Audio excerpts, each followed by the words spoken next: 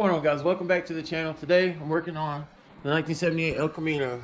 That's right, it's back. So I'll give you guys a little bit of an update on it. The owner went ahead and got a hold of a 373 rear end, and so he's already installed that, and he did a disc brake conversion on the back. So he brought it to me to go ahead and get it tuned, and having a couple of issues with the transmission. I think I could probably, you know, bump the pressure up or something and get it to be okay, but you know, I don't want anything to leave the garage that way, so I'm going to go ahead and pull the transmission out and go through it and check everything out. And you know, this swap was done probably approaching 3 years ago now. I don't know the exact date, but it might even be closer to 4 years. I don't remember right now. But anyway, the original rear end was a 241. You know, just a regular old like 7-inch rear end. And you know, it's just not good for the 4L60 in combination with a 425 horsepower 6-liter LS engine. So it was kind of inevitable with that rear gear that the transmission was going to have issues anyway. So anyway, we're going to pull that thing out, go through it, make sure everything's good, put it back in, and go ahead and get the tune set up for the 373 gear.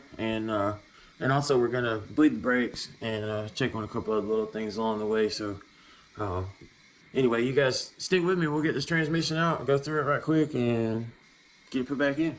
Whew, I got the transmission out.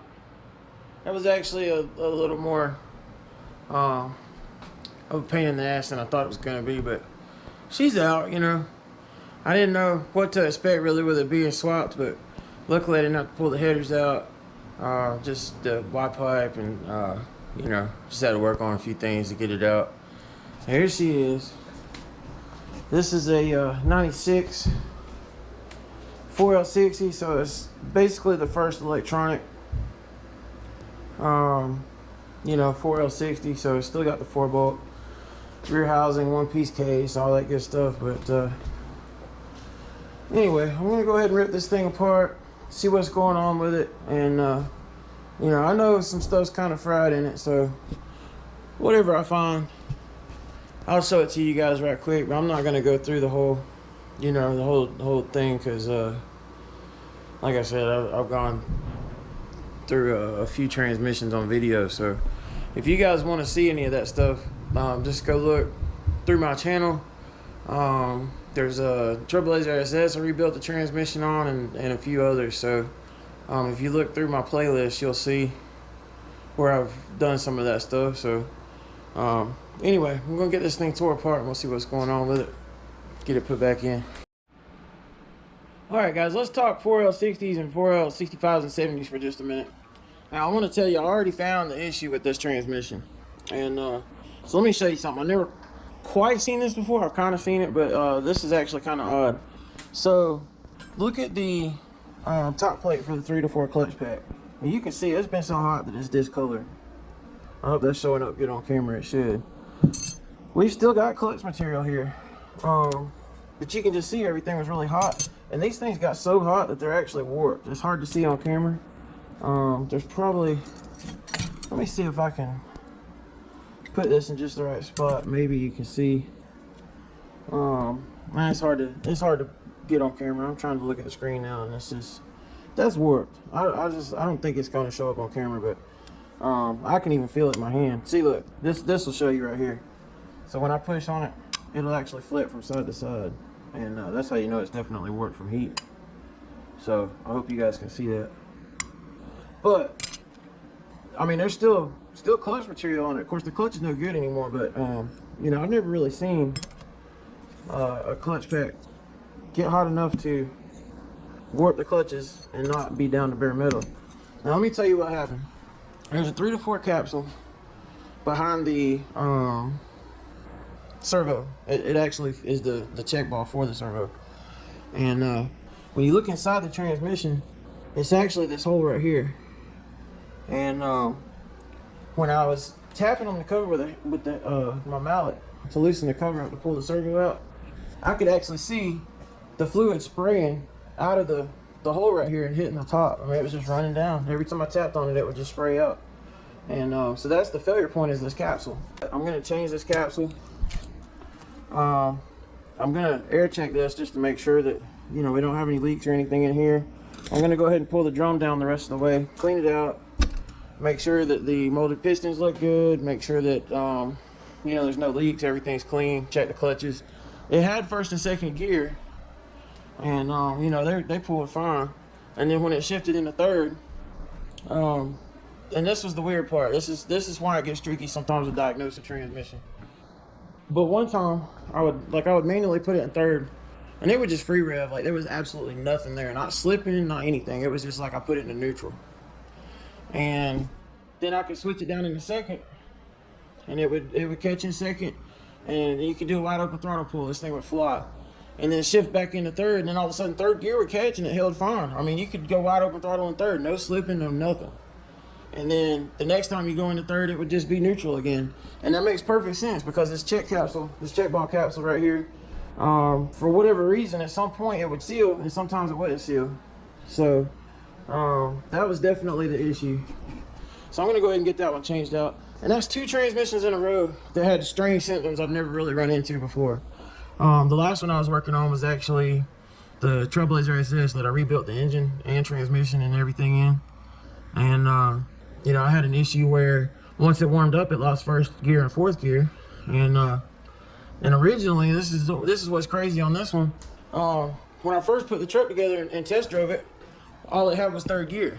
Now, if you know much about transmissions, especially these 4L60s, you know that if you've only got third gear, there's no power to the transmission. There was no torque converter clutch, there was no anything. It just literally just had reverse and third gear, and that was it. And you can unplug all the wiring from the transmission, and that's exactly what you're gonna have, reverse and third. So after diagnosing, I figured out that the ignition switch was actually bad, so it wasn't getting, like if you tested it with a meter, this is what made it difficult. If you tested it with a meter, you would actually show 12 volts coming to the transmission and to the TCM, but when you went to drive it, like nothing was working. And what was happening is it wasn't carrying the current, so the ignition switch ended up being the problem. The contact was burned up in the ignition switch. So changed the ignition switch out, fixed that problem. It drove great for about 4 or 5 miles, and then all of a sudden all we had was second and third and torque converter clutch lockup. And so basically what was happening is the AFL board was worn out, and once the fluid got hot, like up to the temperature, it wasn't thick enough, I guess, for that board to hold it, and it wasn't supplying enough pressure to the shift solenoids A and B.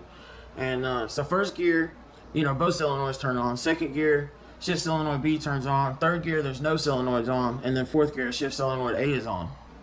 And you know, so if you're not getting enough pressure to those things, you're not going to have first gear. But the pressure, if there's not enough, both solenoids turn on, and there's not enough pressure for it to overcome the spring, you know, for first gear. So, and that's the same thing for overdrive. So that was actually a pretty difficult diagnosis, and so I had to go ahead and rebuild that valve body.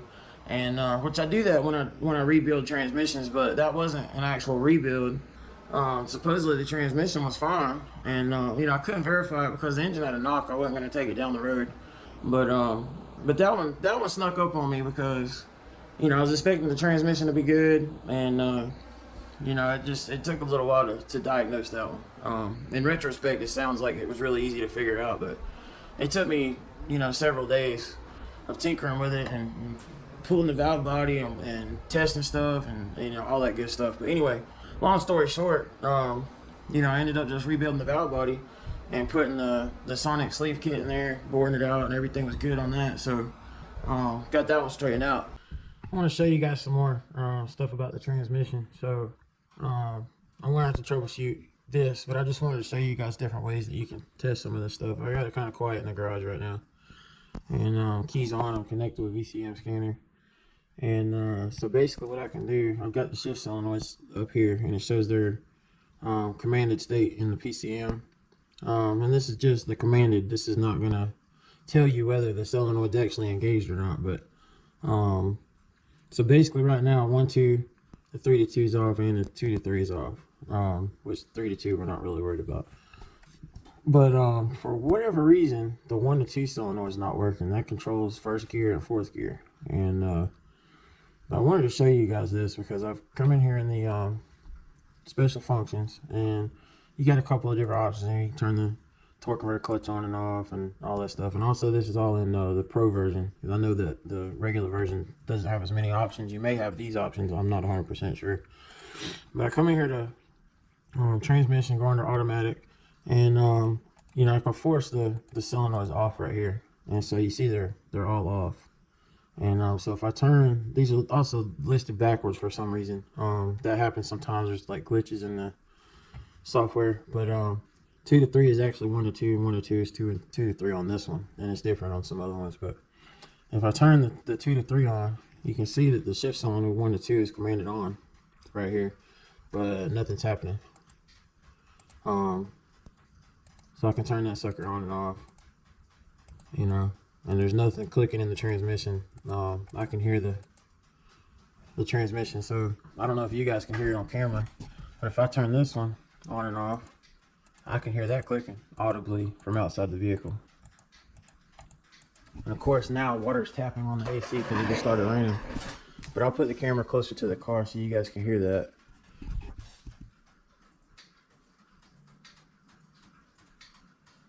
We're gonna have to drop the pan and put another new solenoid in there, and you know, that's something that's pretty frustrating about working on cars.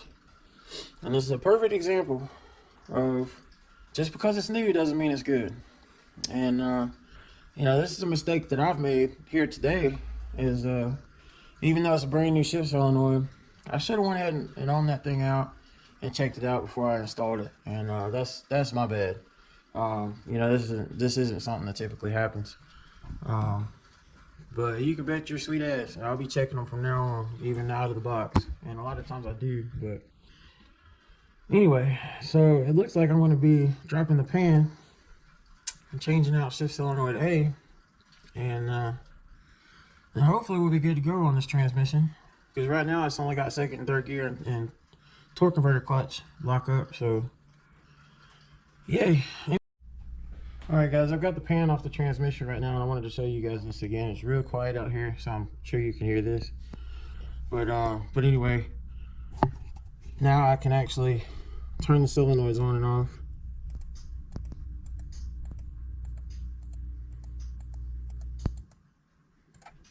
And they're both working now.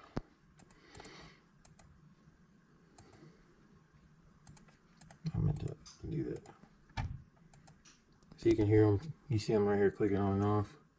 So third is both of them off. First is both of them on. And you can actually hear them both click in. So now we should have all our gears again. And you can see how it's changing different solenoids. You can hear them all clicking and everything, all as well.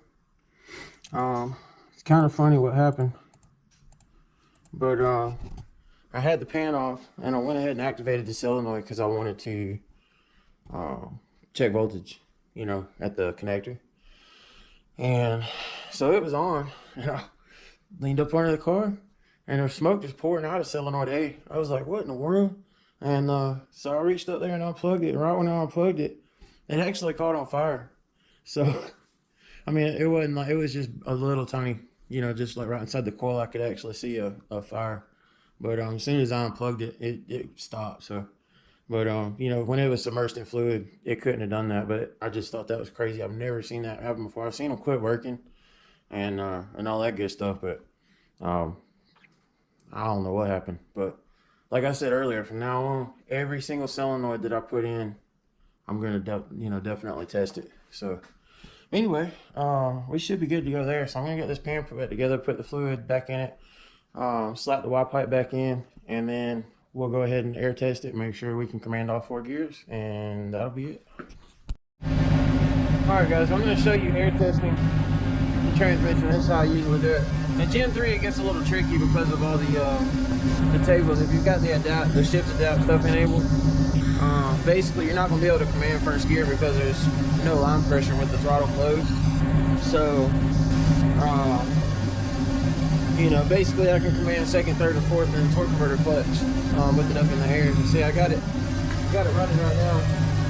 Got the wheel spinning. You can see the commanded or the It's in drive 4 overdrive, the shifter is, and right now it's commanding first gear, but obviously there's no load, so it's not really gonna command first gear. So it's basically in second gear right now.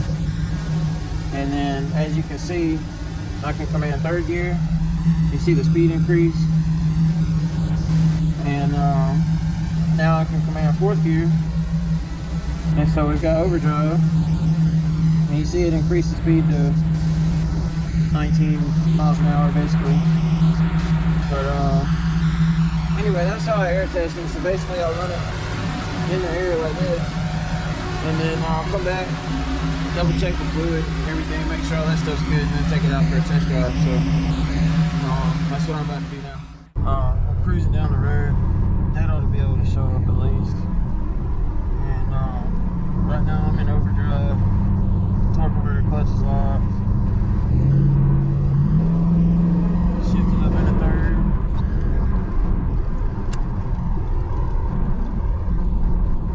So I'm about to turn right now. Yeah, I really wish it was still daylight. Hopefully this is decent. Alright, so from a standstill, and the roads are wet, so I can't really get on in their second gear.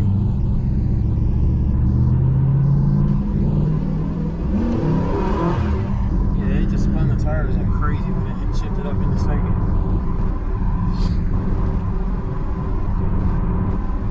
Like big time.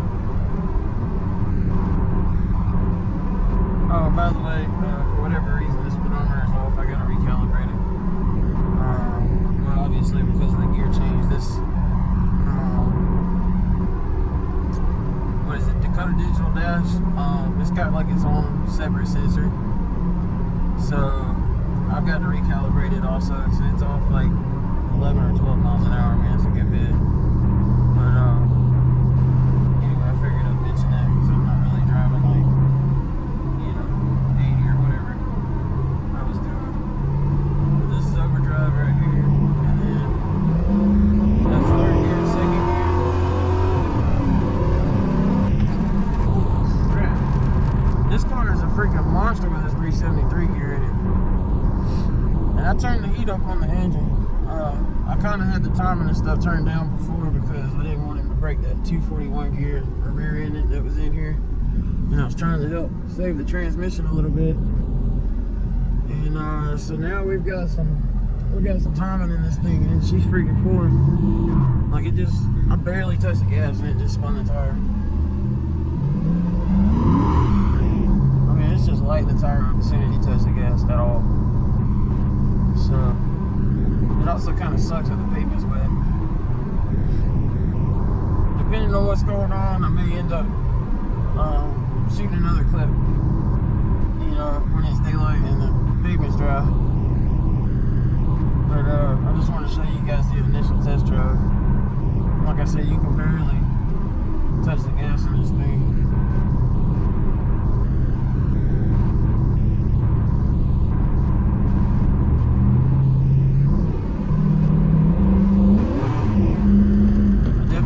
Some adjusting to do in the tune, because as soon as it shifts into third, it pretty much kicks right up into second, and we don't need that. It pulls really nice in third, so I'm gonna have to definitely data log and make some adjustments in the shift points.